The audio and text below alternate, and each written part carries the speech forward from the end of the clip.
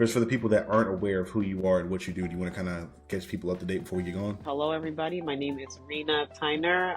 Currently, I am the marketing specialist at the Los Angeles office for Sony Music Japan.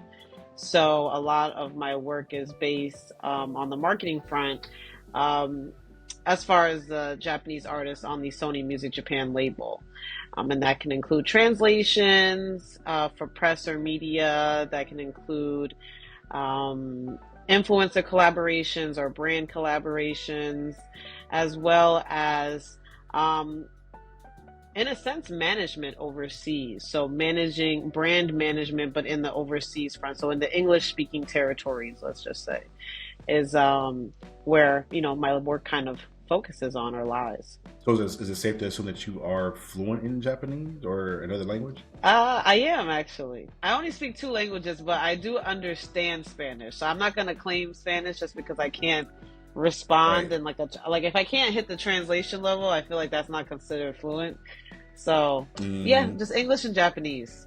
So I'm actually kind That's of dope. like on the lower end of the totem pole because I've seen people like break down like three, four languages. Mhm. I always find that like my friends that speak another language either like to some extent either understand or speak like a third language just because like they never stop at just the two. Yeah, see, I stopped at the two, but I should have went a little, maybe I'll take on Spanish next. We'll see. We'll see. Hey. We'll see. But thanks for coming on today. Today is Oh, going of to course. be Thanks for having me. it's going to be a little bit of an interesting conversation. So I've had this conversation once before with a colleague of mine, but I think you bring forth a unique perspective, especially with you working with a lot of Japanese artists over there. Um, More so a conversation on cultural gatekeeping and to an extent appropriation. We so I made a reel a little bit ago because I found it very interesting that us as Black people in America, we hold our culture very very close to our chest, very sacredly as we should. But there is a very interesting thing that I'm noticing where we'll continue to do that and have a lot of conversations about who's allowed in and who's allowed to participate in the culture and whatnot. And although that being said, I do think we're probably one of the more welcoming cultures there is. But that being said, I have seen a little bit of a dialogue on who's allowed to come in and out. But then at the same time, in the blurred spaces, you see a lot of people like cosplay to do wear a lot of different traditional Japanese clothing and do different things that are traditionally Japanese. And there's a little bit of a, again, for lack of a better term, a little bit of hypocrisy there. And I'm very curious to see what the Japanese perspective is when it comes to other people not Japanese partaking in the culture and in the exports and things of that nature.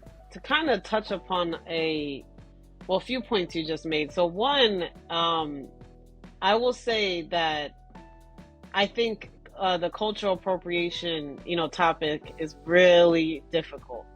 And I say that because it really depends on the person, right? Like I feel like collectively, yes, there is an opinion of what is right and what is wrong. But then within those, you know, within there's also like speckles of people who would say like, it really depends on the person. That's a tough one. I will be honest. I will say that's a tough one that has come up in conversations as far as, my line of work a few times. My perspective as somebody who has a Japanese parent and a Black parent and who grew up in a predominantly Black neighborhood, I will say that when I see, blurs or, like anybody who's, not Japanese wearing some kind of Japanese clothing, I do not look at that as cultural appropriation, Right. especially in the anime space. Because majority of the clothing that these anime characters are wearing, well, not majority, but a lot of them are based or referencing a lot of traditional Japanese wear. So whether that be kimonos or happis, which is the half kimono in the sense that they wear in the summertime, it's just like the upper part that looks like kimono, happi, or any of those type of jinbeis, even the character jinbei. Jinbei is also something that Japanese men wear in the summertime after they get out of the hot springs or onsen in Japanese. So I don't look at it necessarily as cultural appropriation or, a negative thing. However, I have gotten questions from Japanese people in the music business asking me, is it wrong for one of these Japanese band members that I'm working with to have dreadlocks? Mm-hmm. And that's a big conversation that, depending on who you talk to, it might be offensive, So that was really hard for me to actually answer, to be honest with you. Obviously, you having a Japanese parent and then communicating with Japanese people on a frequent basis, you provide a unique perspective on it. Because up until now, all I've discussed it with other Black people, and I think the bridge there's that fine line between appreciation and appropriation, into which you're wearing. Because at least for me, again, you can correct me if I'm wrong here. A lot of what I see in regards to my own Japanese friends that I've spoken to, I've asked about it.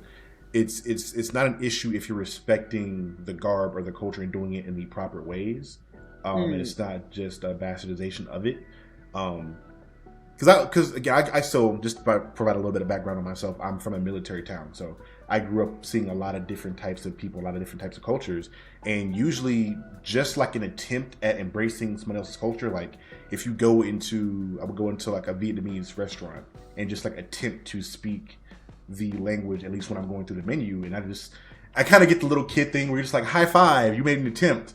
And it wasn't seen as something that was like negative, I guess. And again, language is probably a different thing all around when you're discussing that stuff. But I guess another avenue I would like to dive down into is more the music stuff as well. I think that's where a lot of the conversation is had in regards to inspiration. I was like J-pop, and I didn't even know this, but like Japanese R&B is also like a big thing that's on the horizon now over there. And then on the American side, you're starting to see a lot of different artists like a Megan Thee Stallion and other artists like feature in Japanese artists in their music, and you're kind of seeing that inspiration go back and forth now. So what is your thought process on that as far as the evolution goes? I'm loving it, if I'm being honest. I'm loving it, especially, as somebody who, don't come from me, but I was never a huge Megan Thee Stallion fan personally. I will say, like, I do really like that collaboration. One, because, she's rooting for the anime girlies, which I respect. And I think that's an area that hasn't really been, represented in the music business so much so far. Like, you'll have speckles of people doing animation or animated music videos or stuff like that, but never really, like, something catered to the real anime girlies.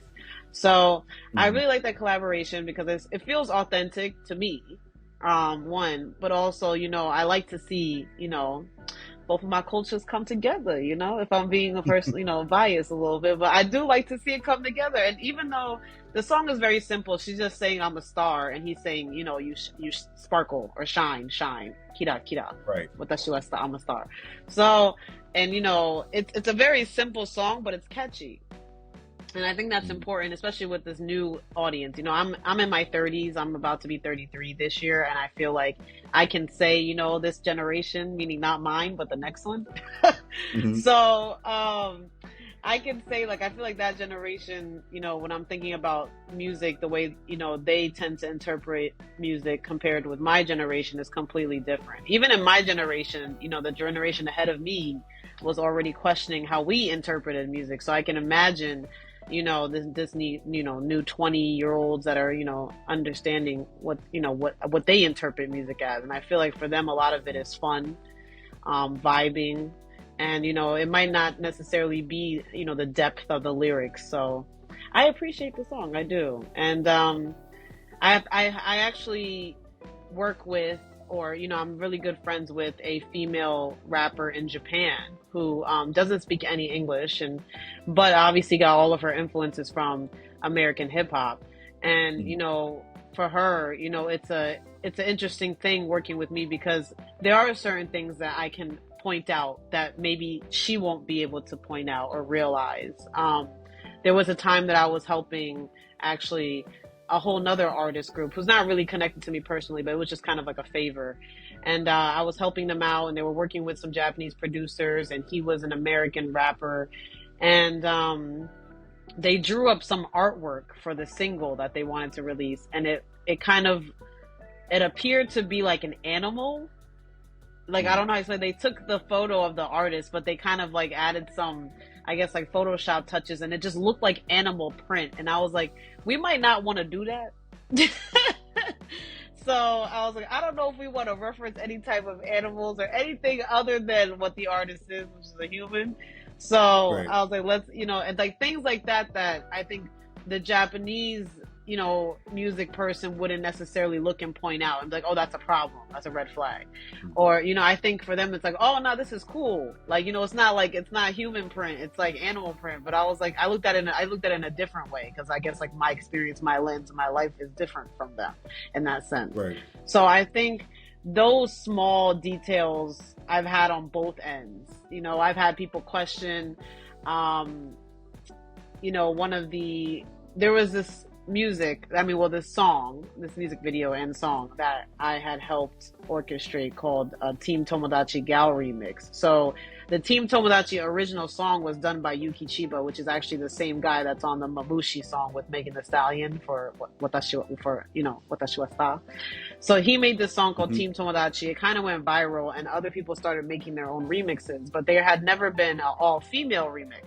So I thought, why not put some females, some of them Japanese, some of them mixed. So one girl was half Japanese, half Nigerian. And then the other girl was Brazilian, but born and raised in America. So basically an American girl speaking only English. And like the song kind of went viral on the girls for the girl remix. But there was a lot of, feedback as far as, is this a cultural appropriation of Black culture? You know what I mean? Is this, but I will say, is it? I guess it just depends on how you look at it, because I think sometimes, especially Japanese people, when they love something, they go all the way in. Like, so when they love hip hop, they go all the way in. They research all the way from the roots, from the beginning to the end, and they want, they soak it all up. And I think sometimes that can be mistaken for cultural appropriation in a sense, because they love something so much. So they might do their hairstyle a certain way depending on the artist that they love, or they might wear their clothes a certain way, or maybe even talk a certain way, and somebody might, that doesn't understand that, what that it's because they love it, might look at that as like, hold on. But I've come in, encounter with a few people like that that's a little questionable, but you're like, what, at the end of the day, I think you just really love it. I think you just really love what it is. As long as you don't cross any weird lines, I think that, it's fine. That's just my opinion. But I think as long as it's not harmful, Right. I think for me, I feel very similarly. I think the main issue would be like monetization of that thing. Mm-hmm. And I thought that was like a big conversational piece with like Kim Kardashian and her trademarking the word kimono a while back and that being a thing. Mm-hmm. When you're monetizing a culture that's not yours, when you did not have like it'd be one thing if you lived in Japan for a significant amount of time and you were there of the culture, maybe I would feel differently, maybe, but even then it's kind of like as far as you monetizing that. But I think a lot of because to your point, you made a good point earlier in regards to like the generational gap there. Again, more background on myself. I'm 24 years old. So I think I'm a part of that next generation. You're in that next generation, yes, you are. One thing that I've noticed is that I'm not going to say we're more accepting of a generation, but to your point, a lot of things we do is a lot of vibes. It's like, does this thing make me feel a certain type of way? Do I enjoy this? Can I play this in a party setting or some kind of a kickback environment and have fun with it? And in a good way and a bad way, because a lot of that historical context is lost. Usually when I have this conversation, I'm in different blur groups on like Facebook in particular, just tends to be an older demographic on there. A lot of the conversational aspects are people discussing like their upbringing as far as like, oh, well, I couldn't be Black in this space, or I had this particular background criticize me and my Blackness in hip hop or whatever it may be, which I understand is a very valid experience. I don't want to say anybody's experience isn't valid, but how much of somebody forcing, because to me it feels like to an extent that some people force their upbringing on the next generation, because you want to in a sense make them go through what you went through, because you hear a lot of different conversations about like the next generation being soft or emotional, whatever it may be, and a lot of it is, well, I had to do X, Y, and Z. It's like when you hear your grandparents talk about how they walked 15 miles in the snow to go to school, or fought off 5 dragons in order to eat food one day.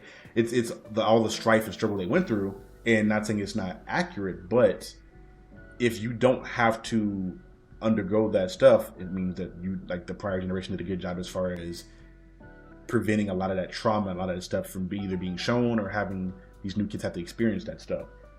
So where would you find that, like, fine balance in not reminiscing, but like remembering how Black culture was perceived at least mostly in America? I can't speak to how it was perceived internationally, like in Japan and whatnot, and how the cultures interacted with Black people and Black culture.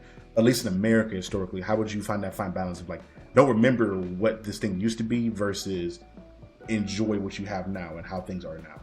I feel like that's still an ongoing battle. As much as we like to, I will say, I think things are better. I'll give that, but is it perfect? No. That's a hard one too, because I would say, even I feel like this might be giving myself a little bit too much credit, but I feel like let's just say this, I'm one of the people, or very few people, that are Black that work at a Japanese company. I have seen, obviously, other half Black, half Japanese people in Japan that, grew up out there, that speak fluent Japanese, that understand society, that, have had jobs, but not in a corporate space, which I found very interesting. So that, to me, says a lot about where the culture is over there right now, in Japan right now. At this point, like, there's trilingual, kids that are actually in their 20s. There's a big boom of, kids in Japan that are, I wouldn't say kids, but, young adults now in Japan who are Japanese and also have a parent that's from some part of Africa, whether it's Ghana or Nigeria. It's predominantly Ghana and Nigeria right now, but they speak like 3 languages, and they're, in my opinion, well and very capable of working in a corporate setting in Japan, but I haven't seen that yet. So I don't know if that's something that's going to change or what is actually causing the issue there. But I do know that perhaps traditionally, what the only type of mixes that Japanese companies or Japanese business folks have really worked with, I would say, are those who are half white, not half Black. I think with America, yeah. With America now, I feel like, especially in this new generation, I know I'm skipping around a little bit just because my thoughts are kind of spotty, but No, you're fine. You're fine. These are some deep questions. I was like, oh, well, I will say, I should have forewarned you ahead of time. That's my bad. No, it's okay. It's okay. America is just kind of, right now, I think America's trying to fix a lot of, well, we'll say, or put a bandage on top of a lot of things, issues that we have had so far. Japan is definitely not there yet. I don't even think we're at the bandage stage yet. I think, being that it's such a homogeneous society, as far as like everyone, it's pretty much like 90% Japanese. The mixed people don't have much of a voice out there, as far as like, to be able to argue with what the norm is in Japan, or what customs should be changed or updated, and like, those kind of things. And it's, it's a country with a long history. I think America is different in that sense of, it is a country with a long history, but there's so many different cultures and things involved, versus Japan, where there's just one, culture, which it could be said the same for other countries too. But Japan especially, it is called a shimaguni, or island country in Japanese, shimaguni, where, at one point they didn't even have their borders open. Like, nobody could get in or get out. So, America is trying to at least appear to be making changes. Japan, not so much. I think it's more like get with the program or get lost. Is what I think. Yeah. And work culture wise. Well, in that same vein, how would you speak to, especially with a lot of those mixed kids you spoke to earlier? How do you see them being treated socially, or Is it a thing where they're looked at a certain way when they're out in public, or do Japanese people kind of fully embrace them? How would you gain that? And if I don't know how often or how long you've been in Japan from like childhood till now, but Well, actually, surprisingly, I was born and raised in Jersey, so I'm a Jersey girl. And I have never lived in Japan. The only time I lived in Japan was actually 6 months during, actually with the current company that I'm at right now. But I worked 6 months right before COVID hit for just like a long-term business trip where I basically like understand more of how things move at corporate and in a more Japanese work culture setting.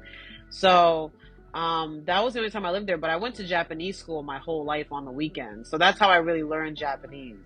And then just through, being in the music setting, I met Japanese people in the Japanese music business through working in hip hop. Actually, I started off in hip hop, American hip hop, so it had nothing to do with Japan.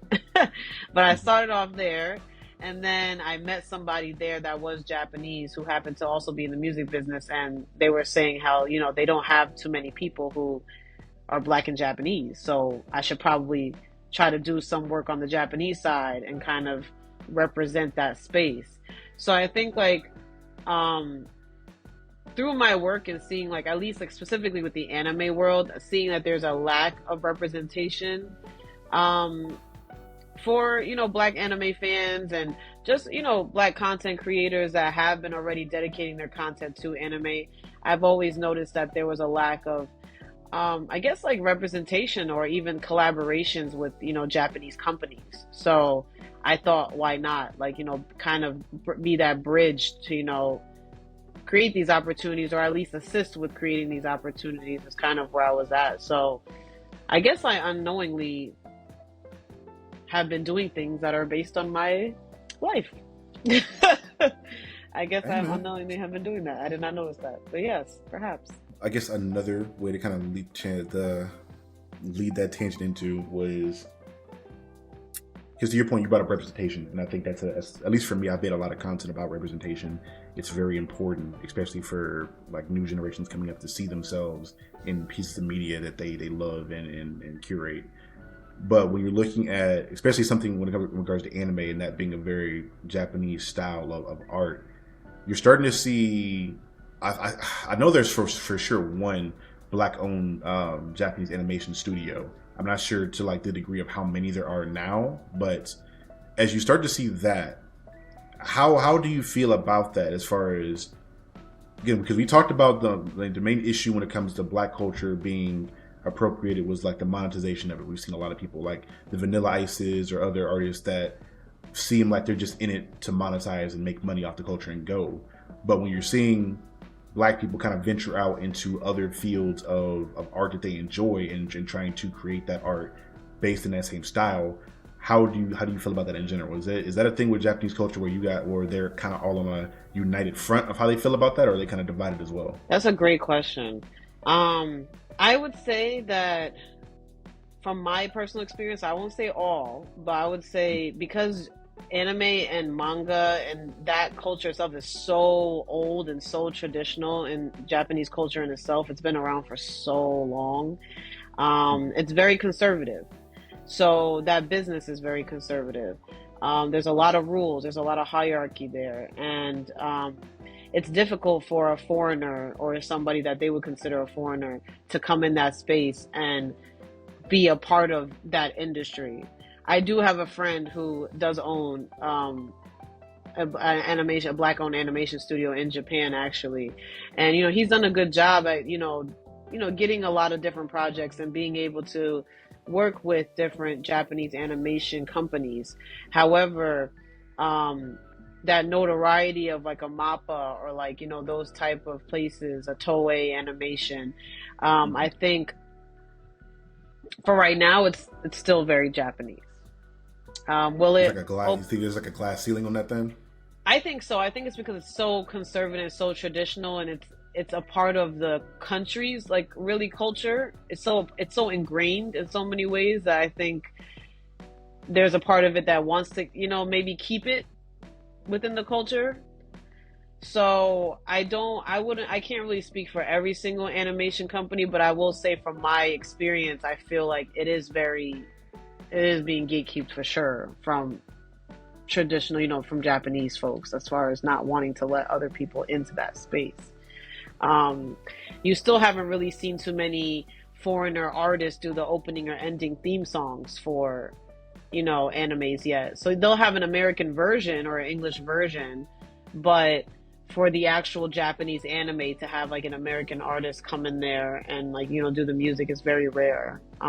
Even Netflix with Yasuke, but that was done by LaShawn Thomas, who's, a black, African American, but he was able to add music from Flying Lotus onto his stuff. But, again, it wasn't a Japanese, director. So I think I think slowly maybe they'll start to change because they see how big anime is right now and how many, people are kind of like just, even people that aren't necessarily anime fans, but just have interest because now it's just available everywhere now, Netflix and all these different places. So I think, maybe that'll change, but for right now, I think it's definitely still very Japanese and very, very difficult for people outside to get in. I think so. Yeah. I'm starting to see a little bit of that like ingratiation with like I think at the last Crunchyroll Awards they brought in Megan. I don't know if she was a host or if she was just like a special guest appearance. But I saw them bring like a couple celebrities that were foreigners to kind of like be in that environment, I guess. But again, it's another question I have in regards to the music side of things once more. Again, we've discussed a little bit about the appropriation. We've seen a lot of different artists from the American side and to an extent internationally where they will imitate a certain particular type of rap or cadence or flow or whatever it may be from a production side to a lyricism side. They'll imitate a lot of American artists or regions that they listen to. I can't say that I hear again, this could just be me and my small bubble, but I don't see too many artists, American or otherwise, like imitate traditional Japanese music. And obviously, hip hop's just very profitable and very monetizable in how it operates and the aesthetics of it.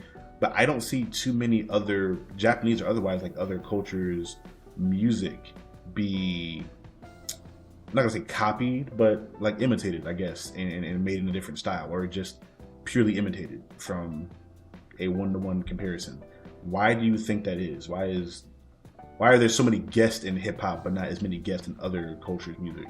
Because hip hop is one of one. Let's just keep it a bean. But I feel like there's just certain things that, if you want to be technical, jazz is, which some would consider Black American music or Black American classical music in a sense, because classical music that we know is actually from Europe. So, but right. I think a lot of these genres that was everything rock, blues, everything was, created by Black folks. So I think music in general there's always gonna be other cultures imitating what Black folks have created. Now the opposite, I don't know, maybe there isn't that because it wasn't created, or maybe there wasn't just as much of, a widespread influence of other genres compared to, like, I guess a hip hop, but it's a very special, unique, art form, and I see why other cultures want to get on that. I think the whole concept of rhyming, but then also storytelling, but then also, depending on the era of hip hop, you're talking about having fun or struggling or or getting money or so I think like that part is interesting from another country's perspective. I know with Japan specifically it's interesting because a lot of them associate it with the struggle and being outcast and not wanting to necessarily fit into that standard strict Japanese society. So right.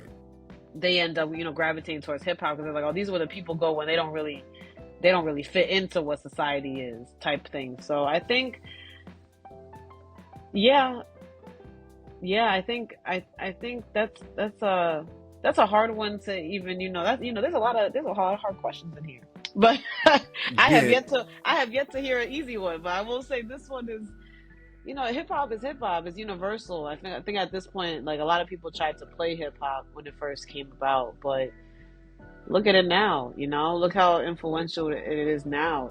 It's literally all over the world, like the XG girls. I believe they're a Japanese Korean girl group, but them rapping over like, Dirt Off My Shoulder beat and just different stuff that you see on social media now. You're just like, wow, like it's really, I think I believe it's the number one genre right now for sure. All those other genres of music, from rock to, honestly, to an extent, country as well. You can like trace back to Black origins, and I just find that so interesting. One, I mean, we Black people, we like that for real. So that's one aspect of it. But it's interesting to see just how much influence all of our musical exports, and even just besides music, just our exports in general of art and culture that we create here. So many other cultures around the world like gravitate to it and latch onto it to an extent. And on the flip side, we appreciate other music as well. I know, at least for me, especially when you're going to these cons, these Black-centric cons like BlurredCon or DreamCon, you're seeing Black people like people love anime openings, anime intros. A lot of us don't understand a single word of it because we don't speak Japanese fluently, but we just love the way the music sounds. And for a lot of the nerds, like the deeper nerds, like there's other, at least for me in particular, because I grew up singing in choir from like middle school through college. I grew an appreciation for all different cultures' music, from German to Japanese to Latin. Like I sang it all, but you still don't see Americans like try to create anything in that realm. And usually when they do, it's just like using that as an influence in their own Black music still. And it's just so interesting to me that it's kind of a one-sided street in regards to we just export so much, but we don't really take in as much.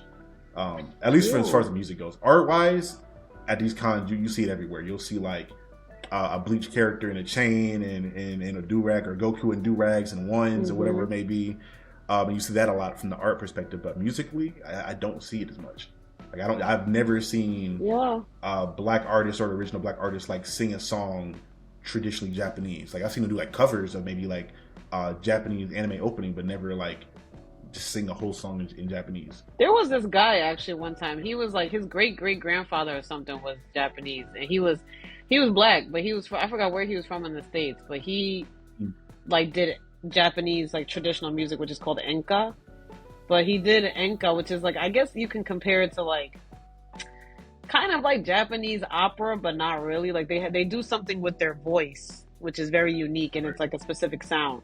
But he sang that, and I thought like that was the only example I have of that going that way. But I think, America, this is the hub of the music business in a sense. Maybe not right now. Right now, I definitely Afro beats and piano is taking over. But up until a certain point, America was like, you want to make it, you got to make it. Your song got to make it to America, or at least be heard by Americans and liked. So I think that's still I feel like counts today too, in a sense. But I think that because of that, everyone tends to end up wanting to make a song that works for the American audience and not necessarily the opposite way around, which I can understand. But I don't know, maybe with your generation, with the new 20-year-olds, maybe y'all change everything with all this stuff going on right now. Hopefully. I mean, sometimes I feel like you won't see it as much because there's like the emphasis on being a content creator is people just kind of regurgitating the same stuff they see that's hot. It's not too much innovation sometimes, but I have hope that somebody will at some point. I'm not the one to do it, but hopefully somebody does. The last question I have for you is I don't want to hold you all day, and if you have anything you want to kind of chime in on our question you have for me, we can get into this after.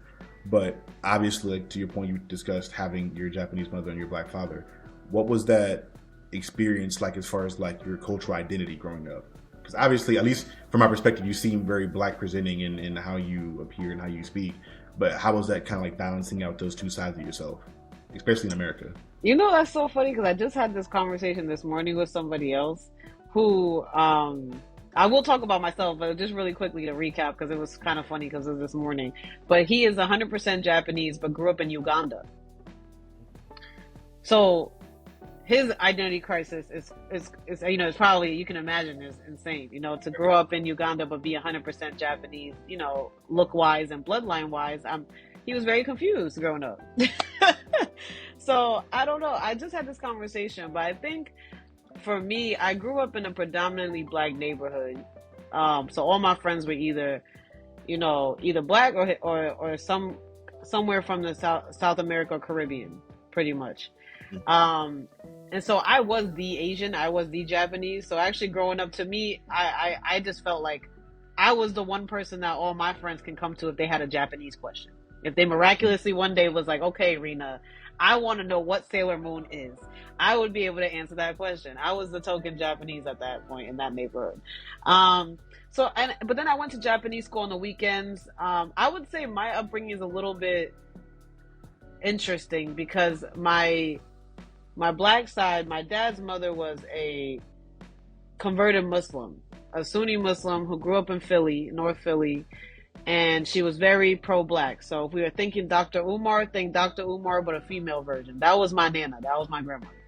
So when I was born, it obviously took her a while to come around because I am of interracial marriage. So for her, as the female Dr. Umar, that was like an absolute no, which I understood. But as I got older, she came around, and instead she decided to teach me a lot of things. So I think in the beginning as a child, I grew up thinking like I'm black, but I got an Asian mom. Like, it's hard to explain, but it's like, yeah, I'm black. And like all my friends thought that same too, like, thought the same thing too. They would come to my house and be like, Rena black, but she Japanese. You know what I'm saying? Like, it was a weird, it's a weird. So I feel like I didn't really grow up with like a crisis, but I think there was a time where I rejected my Japanese side because I didn't really know anybody around me that was Japanese besides my mom. So I had like Japanese cousins and stuff, but they didn't really grow up like me. They kind of grew up in, pretty nice neighborhoods. They had a little more money over there. So their upbringing was different from mine and like who I was hanging out with and who was around me. So I think as I got older, I started to realize that I'm just Rena, some people might think I'm Japanese. Some people might think I'm black. Some people might think I'm neither, but I feel like, I'm basically a black woman who speaks Japanese. If I sum it up, from my personality, my experience is yes, but depending on who you talk to, they might say otherwise. Like, nah, she a little Japanese though, but they're like, nah, she a little. But most Japanese people do not look at me and think Japanese, or even when I speak in Japanese, and I don't have an American accent or what they would think is like a foreigner's accent. They still don't look at me as Japanese because I don't speak like a traditional Japanese woman either when I'm speaking Japanese.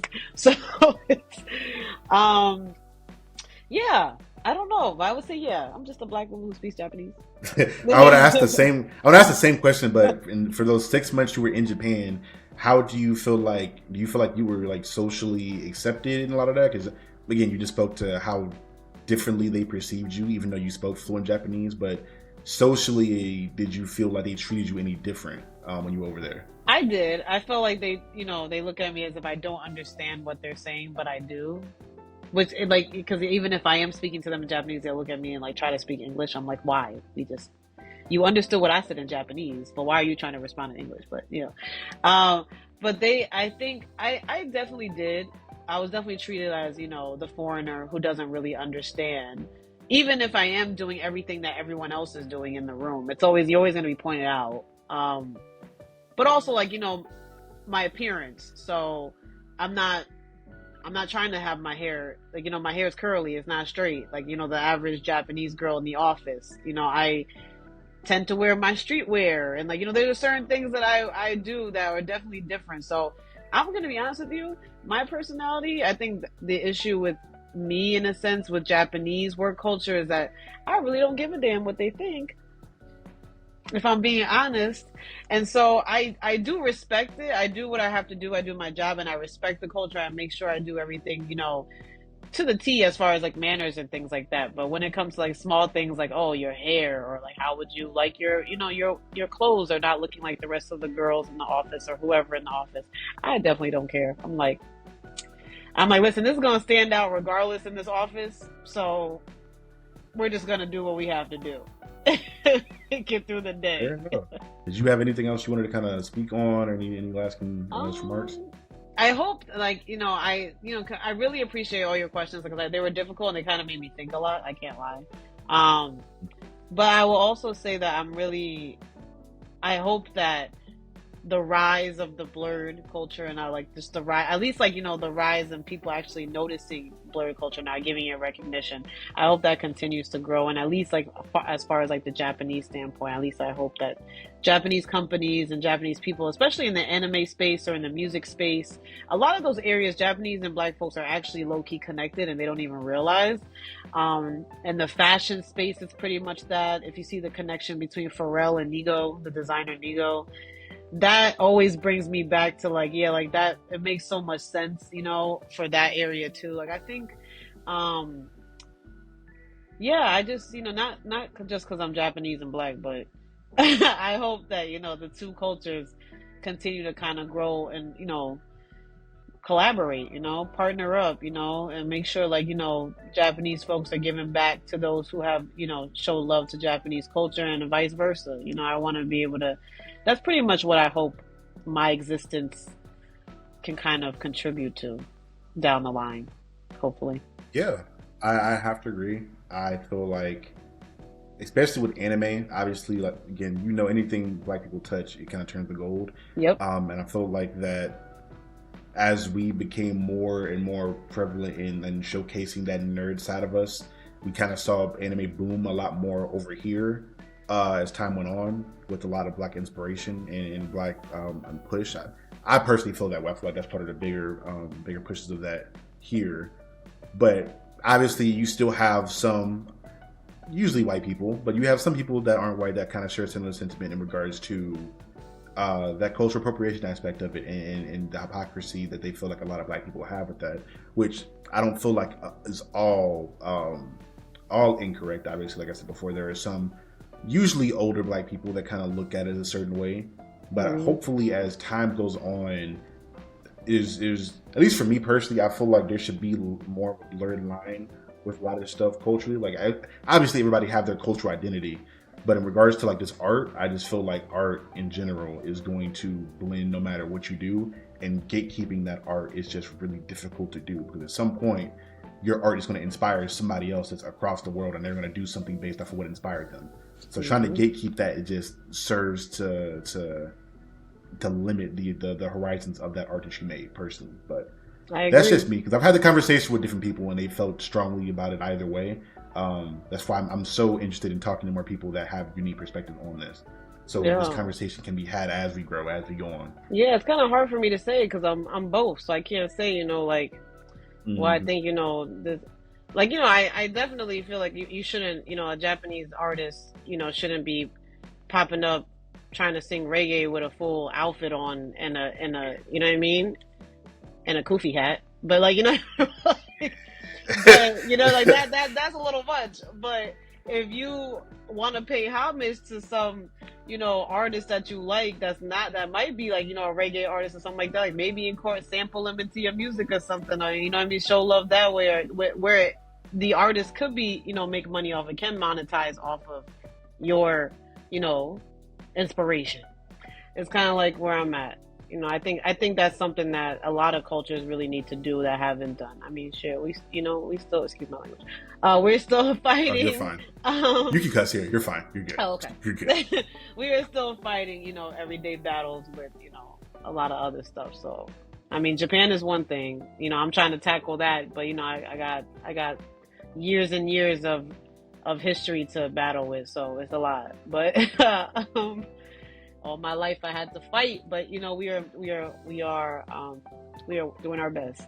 Doing our best here. Yeah, that's the big question. I feel like I probably make that a big point before that line. Where does the line draw itself as far as, again, that line between appropriation and appreciation? Obviously, Drake is like the big topic in regards to a lot of that stuff, because Buddy will put on a full reggae or UK accent and doing stuff, and a lot of times emulate a lot of the dress and whatever else. But in the same token, he's featuring a lot of those artists from those cultures on that music, which in lieu gives them a little bit of a stimulus package boost if they didn't have the biggest fan base before time.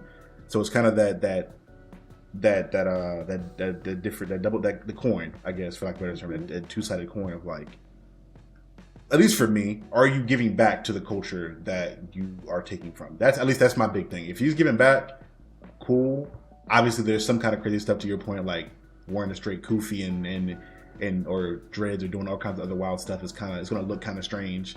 Maybe that's more accepted in like 20 years. I don't know. I think it's going to always look kind of weird, but stuff in y'all generation are chill with us now, so it may be in the next 10 years or the next people below me, it may be different. I don't know.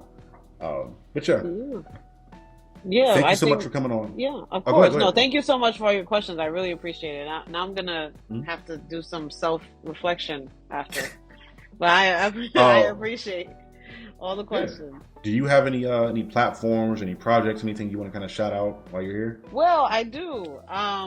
She is not a cultural appropriator, but she is a great Japanese rap artist right now. Her name is Charlu, CHARLU 0102 on Instagram. But she is one of the artists that I am working with, and I think she is amazing. And she really just got flow. Honestly, there's no real like, I'm trying to be like them girls in the States type of thing. It's really like I just love rap and I really appreciate the game, and I'm gonna just do it my way as far as like with Japanese. And like, you don't understand what she's saying, but she could flow. So I would say that's definitely one of the projects that I'm working on. Not necessarily trying to get her to take over, the rap game in the United States, but more so, just to introduce the world to something new, at least the stateside, introduce to something new. Hopefully you can, everybody wants to be a part of it or at least see the growth. So yeah, I would shout that out. And also you can follow me on Instagram at Rena, F as in Frank, .Tyner, TYNER. And yeah, shoot me some DMs if you have any questions. Thank you for your time. This was fun. Yeah, man. I if I don't do anything, I'm gonna have a conversation. I appreciate it. For anyone, again, if you guys agreed or strongly disagreed with either of our perspectives or sentiments, please let me know in the comments below. Again, I'm always open to have these conversations. If you guys want to see more of these conversations live, let me know, or we can get a lot more people's input on them. But until next time, this has been Captain Diesel or Captain Diesel's Dojo and Miss Rena Tyner. Hey. And we'll see you guys next time.